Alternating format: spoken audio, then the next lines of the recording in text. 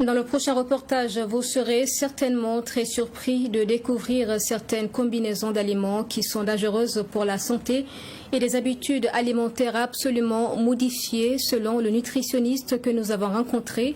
Yacouba Sawadgo explique pourquoi il ne faut pas faire certains mélanges d'aliments en raison de leur composition. Aussi, il explique quand est-ce qu'il faut consommer les fruits. Les organismes humains sont en effet différents dans leur fonctionnement. À chacun d'observer le sien, dit-il. C'est dans ce reportage signé Maxime Jeune Bambara. Le café au lait, le café ou le thé combiné aux œufs, le pain accompagné de fromage, les cacahuètes et la bière sont quelques habitudes alimentaires chez bon nombre de personnes.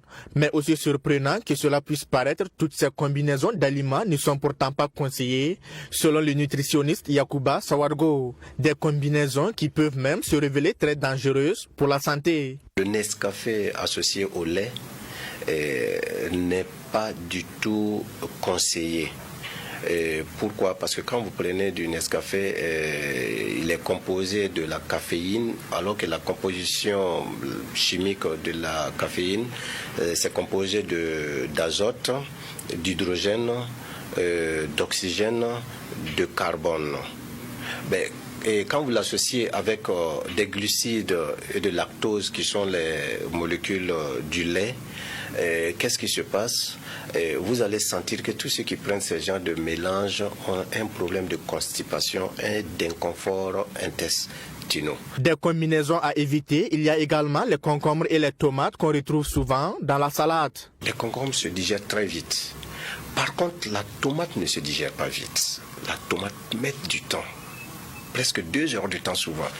Et l'organisme ne va pas dire aux autres aliments, attendez, comme vous ne passez pas vite, je vais finir de digérer d'abord ceux qui passent vite avant de venir. Non, tout vient en même temps. Et qu'est-ce qui va se passer? Ces aliments qui vont rester longtemps vont se dégrader, et comme le milieu va devenir acide à cause des réactions biochimiques et autres, vous allez voir que il y aura une fermentation qui va se développer. Et s'il y a fermentation, vous voyez ce qui se passe, ça veut dire que il y a du gaz qui va commencer à se développer. Certes, il est conseillé de manger des fruits, mais ils ne doivent pas, selon le nutritionniste, être pris en dessert au risque de provoquer une indigestion. Quand vous prenez par exemple les protéines, les glucides et autres, là, ils ont entre 3 heures à 4 heures de temps pour être digérés. Donc quand vous allez prendre les fruits en même temps que le plat principal, la plupart des gens qui font ça, vous allez remarquer qu'ils auront toujours les problèmes de ballonnement. Et pourtant, ils vont venir dire, ah non, non, docteur, on prend souvent, tout le temps les fruits et tout ça. Mais malgré tout ça, là, je suis toujours ballonné, j'ai toujours du gaz, j'ai développé la colopathie et tout ça. Là. Mais c'est vous-même qui avez créé vos problèmes à travers vos habitudes alimentaires. La combinaison du fisanier et le lait peut se révéler un véritable poison pour l'organisme.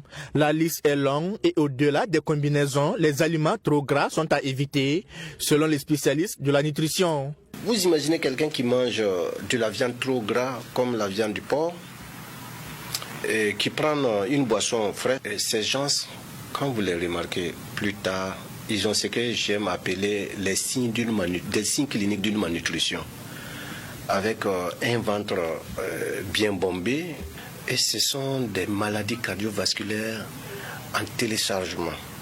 Et ce sont ces gens, malheureusement, peuvent rentrer le matin et sur la nuit, un soir, et le lendemain matin ne pas se réveiller.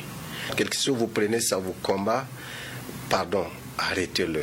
Même si les médecins vous disent que c'est bien pour les autres, mais pas forcément pour vous. Les organismes ne réagissent pas de la même manière et pour le nutritionniste Yacouba Sawadgo, chacun doit être à l'écoute de son organisme et éviter de stresser ses cellules. Une chose est de manger et une autre est de se nourrir. Mais encore faut-il savoir quoi manger et quand manger.